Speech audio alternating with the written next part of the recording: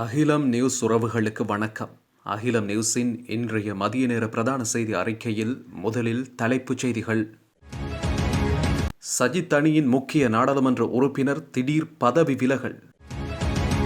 ஜனாதிபதி தேர்தலுக்கான வாக்களிப்பு அட்டைகள் கையளிக்கப்படும் திகதி அறிவிப்பு.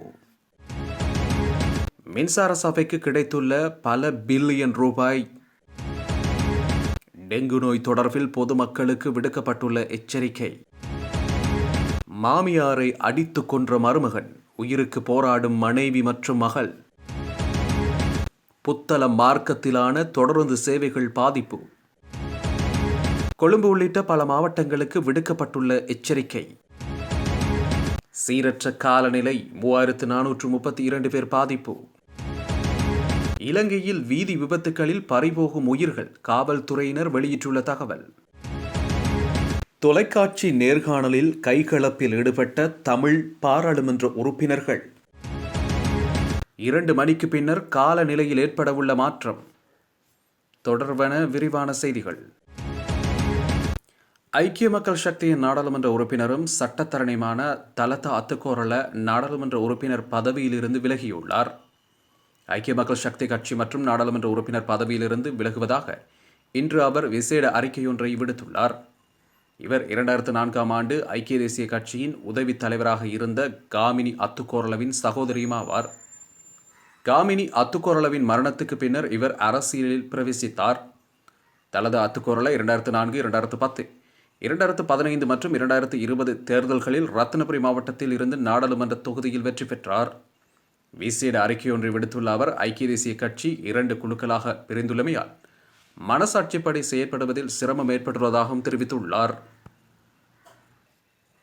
எதிர்வரும் ஜனாதிபதி தேர்தலுக்கான வாக்களிப்பு அட்டைகள் எதிர்வரும் செப்டம்பர் மாதம் 2ஆம் தேதி அஞ்சல் திணைக்களத்திடம் கையளிக்கப்படும் என தேசிய தேர்தல்கள் ஆணைக்குழு தெரிவித்துள்ளது.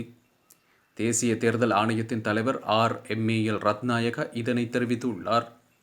இந்த நிலையில் தேர்தலுக்கான வாக்களிப்பு அட்டைகளை வாக்காளர்களுக்கு கையளிப்பதற்கான விசேட தினமாக செப்டம்பர் 8ஆம் தேதி பிரகடனப்படுத்தப்படும் என ரத்நாயகா குறிப்பிட்டுள்ளார். அதன்படி 1,40,40,354 வாக்குச்சீட்டுகள் அச்சடிக்கும் பணிகள் ஆரம்பமாகியுள்ளன. இந்த வருடத்தில் முதல் அரையாண்டில் 119.20 பில்லியன் ரூபாய் லாபத்தை ஈட்டியுள்ளதாக இலங்கை மின்சார சபை தெரிவித்துள்ளது. இலங்கை மின்சார சபையின் நிதி அறிக்கையில் இது தொடர்பான தகவல்கள் வெளியிடப்பட்டுள்ளன. இந்த வருடத்தின் ஜூன் மாதம் வரையான காலப்பகுதியில் 34.53 பில்லியன் ரூபாய் லாபம் ஈட்டப்பட்டுள்ளதாக குறிப்பிடப்பட்டுள்ளது. கடந்த வருடத்தின் இதே காலப்பகுதியில் 20.65 பில்லியன் ரூபாவுடன் ஒப்பிடுகையில் இது 67.2% வளர்ச்சியை பதிவு செய்துள்ளதாக தெரிவிக்கப்பட்டுள்ளது. நாட்டில் நிலவும் மழையுடனான காலநிலை காரணமாக டெங்கு நோய் அதிகரிக்கக்கூடிய வாய்ப்பு நிலவக்கூடும் என தேசிய டெங்கு ஒழிப்பு பிரிவு எச்சரிக்கை விடுத்துள்ளது. இந்த வருடத்தின் இதுவரையான காலப்பகுதியில் நாடு முழுவதும் 34,906 டெங்கு நோயாளர்கள் அடையாளம் காணப்பட்டுள்ளதுடன் மேல் மாகாணத்தில் அதிகளவானோர் பதிவாகியுள்ளனர். அதன்படி மேல் மாகாணத்தில் இதுவரையில் 14,248 பேர் டெங்கு நோயுடன் அடையாளம் காணப்பட்டுள்ளதுடன் டெங்கு நோயால் பாதிக்கப்பட்ட 16 பேர் உயிரிழந்துள்ளனர். இந்த நிலையில் நிலவும் மழையுடனான காலநிலையை கருத்தில் கொண்டு டெங்கு நுளம்பு பெருகக்கூடிய இடங்களை சுத்தமாக வைத்துக் கொள்ளுமாறு சுகாதார பிரிவினர் பொதுமக்களிடம் கோரிக்கை விடுத்துள்ளனர். கேகாலையில் மாமியாரை கொன்று மனைவி மற்றும் மகளை கடுமையாக காயப்படுத்திய நபர் ஒருவர் கைது செய்யப்பட்டுள்ளார். களவிடமற்ற போலீஸ் பிரிவுக்குட்பட்ட லெவங்கம பகுதியொன்றில் வீடொன்றுக்கு நேற்று மாலை நபர் ஒருவர் வந்து பெண் ஒருவரை கொலை செய்துள்ளார். மேலும் 2 பெண்களை காயப்படுத்தியதாகவும் கிடைத்த முறைப்பாட்டின் அடிப்படையில் விசாரணைகளை ஆரம்பித்துள்ளதாக போலீசார் தெரிவித்துள்ளனர். அதலவத்த லெவங்கம பகுதியைச் சேர்ந்த 55 வயதுடைய ஒருவரே இவ்வாறு படுகொலை செய்யப்பட்டுள்ளார். சந்தேக நபர் பணத்தகராறு தொடர்பாக தனது மனைவி மற்றும் மனைவியின் தாயாருடன் வாக்குவாதத்தில் ஈடுபட்டுள்ளார். பின்னர் மனைவியின் தாயாரை கல்லால் தாக்கியதில் தலையில் பலத்த காயம் ஏற்பட்டதுடன் படுகாயமடைந்த பெண் கரவநெல்ல வைத்தியசாலையில் அனுமதிக்கப்பட்ட பின்னர் உயிரிழந்துள்ளார். மேலும் மனைவி மகளும் கூறிய ஆயுதத்தால் காயப்பட்டுள்ளதாக போலீஸ் விசாரணையில் தெரியவந்துள்ளது. சம்பவம் தொடர்பில் 44 வயதுடைய சந்தேக நபர் கைது செய்யப்பட்டுள்ளதுடன் களமிடமடை போலீசார் மேலதிக விசாரணைகளை மேற்கொண்டு வருகின்றனர். புத்தளம் மார்க்கத்திலான தொடருந்து சேவைகள் தடைப்பட்டுள்ளன. சிலாவம் மற்றும் பங்கதனியாவுக்கு இடையில் மரமொன்று தண்டவாளத்தில் வீழ்ந்துள்ளதால் குறித்த மார்க்கத்தின் தொடருந்து சேவைகள் தடைப்பட்டுள்ளதாக தொடருந்து திணைக்களம் தெரிவித்துள்ளது.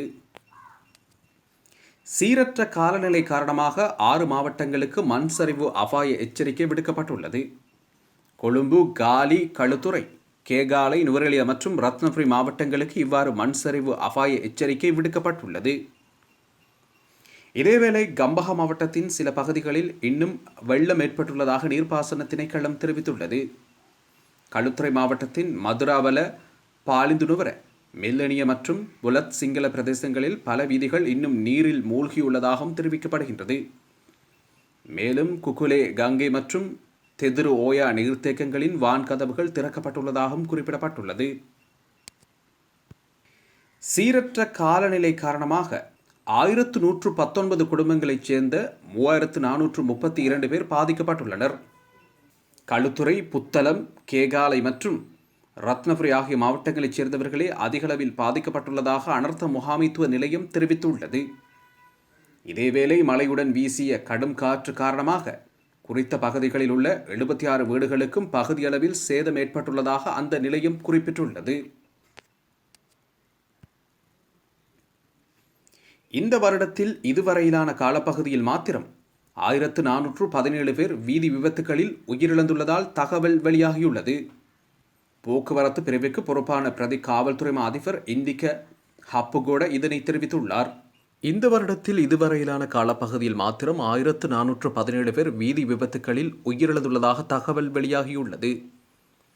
போக்குவரத்து பிரிவுக்கு பொறுப்பான பிரதி காவல்துறை அதிபர் இந்திக்க ஹப்புகோட இதனை தெரிவித்துள்ளார். இந்த விடயம் தொடர்பில் மேலும் தெரிவித்த அவர், வருடாந்தம் சுமார் 1000 பேர் மோட்டார் சைக்கிள் விபத்துகளால் உயிரிழக்கின்றனர். ஒவ்வொரு ஆண்டுக்கும் 3000க்கும் மேற்பட்ட வீதி விபத்துக்கள் நடக்கின்றன. இடம்பெறும் விபத்துக்களில் 1/3 மோட்டார் சைக்கிள் விபத்தாக உள்ளது. ஆனால் 2023 வீதி விபத்துக்கள் குறைந்துள்ளன. 2024 ஜனவரி 1 முதல் ஆகஸ்ட் 10 வரை 1352 ஆபத்தான வீதி விபத்துக்களில் 1417 பேர் உயிரிழந்துள்ளனர். கடந்த வருடம் 328 பாடசாலை மாணவர்கள் வீதி விபத்துக்களில் உயிரிழந்துள்ளனர். ஒவ்வொரு 10 வருடங்களிலும் 30,000க்கும் மேற்பட்ட பிள்ளைகள் விபத்துக்களில் உயிரிழப்பதாக புள்ளி விவரங்கள் தெரிவிக்கின்றன.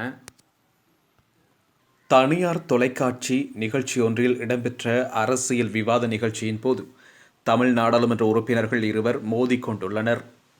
மலையகத்தை பிரதிநிதித்துவப்படுத்தும் அரசியல் கட்சி தமிழ் முற்போக்கு கூட்டணியின் நாடாளுமன்ற உறுப்பினர்களான பழனி திகாம்பரம் மற்றும் வேலுக்குமார் ஆகியோர் இவ்வாறு நிகழ்ச்சியின் இடைநடுவில் மோதிக்கொண்டுள்ளனர். தமிழ் முற்போக்கு கூட்டணி ஜனாதிபதி வேட்பாளராக களமிறங்கியிருக்கக்கூடிய எதிர்க்கட்சித் தலைவர் சஜித் பிரேமதாசவுக்கு ஆதரவு வழங்க தீர்மானம் மேற்கொண்டுள்ளது. எனினும் தமிழ் முற்போக்கு கூட்டணியைச் சேர்ந்த நாடாளுமன்ற உறுப்பினர் வேலுக்குமார் கட்சியின் தீர்மானத்தை மீறி தேர்தலில் வேட்பாளராக களமிறங்கியிருக்கும் ஜனாதிபதி ரணில் விக்ரமசிங்கவிற்கு ஆதரவு வழங்குவதாக அறிவித்துள்ளார். இந்த நிலையில் தமிழ் முற்போக்கு கூட்டணிக்குள் உள்ளக மோதல்கள் அதிகரித்துள்ள நிலையில் ஒருவர் மாற்றி ஒருவர் பொது வெளிகளில் கடுமையான விமர்சனங்களை முன்வைத்து வருகின்றனர்.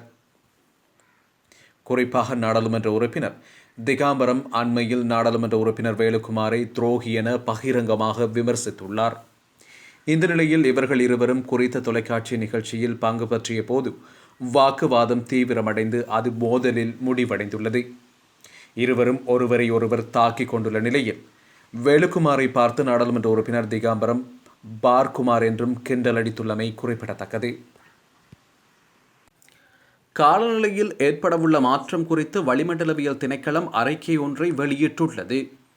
நாட்டில் இன்று சில இடங்களில் பிற்பகல் 2 மணிக்கு பின்னர் மழையோ அல்லது இடியுடன் கூடிய மழையோ பெய்யக்கூடிய சாத்தியம் காணப்படுவதாக வளிமண்டலவியல் திணைக்களம் எதிர்வு கூறியுள்ளது. இதற்கமைய திருகோணமலை, மன்னார், யாழ்ப்பாணம் மற்றும் மட்டக்களப்பு, அனுராதபுரம் உள்ளிட்ட சில இடங்களில் பிற்பகல் 2 மணிக்கு பின்னர் மழையோ அல்லது இடியுடன் கூடிய மழையோ பெய்யக்கூடிய சாத்தியம் காணப்படுவதாக அந்த திணைக்களம் குறிப்பிட்டுள்ளது. மேலும் சப்ரகமுவ, தென், கிழக்கு, ஊவா மற்றும் வடமேல் மாகாணங்களிலும் கண்டி, காலி, மாத்தறை மற்றும் நுவரெலியா மாவட்டங்களிலும் அவ்வப்போது மழையோ அல்லது இடியுடன் கூடிய மழையோ பெய்யக்கூடிய சாத்தியம் காணப்படுகிறது.